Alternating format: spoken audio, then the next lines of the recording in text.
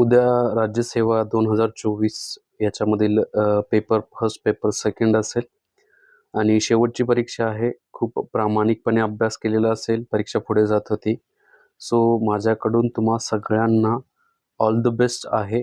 आणि सगळ्यात महत्त्वाचं, पेपर सोडवत असताना कॉन्फिडन्स अजिबात डाऊन होऊन देऊ नका आणि कॉन्फिडेंटली तर पेपर सोडवाच.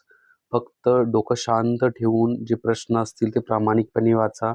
एक शब्द वाचून त्या प्रश्नाचा मतितार्थ समजून घ्या, त्याचे पर्याय व्यवस्थित समजून घ्या आणि त्याच्यानंतर गोल करा. जे काही तुम्हाला आन्सर शीट दिली असेल त्याच्यामध्ये फक्त कॉन्फिडंटली असणं खूप गरजेचं आहे. व्हायबल होऊ नका. आत्तापर्यंत केलेला अभ्यास आणि तुमचा कॉन्फिडन्स या दोन्ही गोष्टी तुम्हाला यशापर्यंत घेऊन जातील. सो तुम्ही या दोन्ही गोष्टींना धरूनच काय करायचं आहे, तर पेपर सॉल्व्ह करायचा आहे. आणि माझ्याकडून तुम्हा सगळ्यांना all the best, best wishes.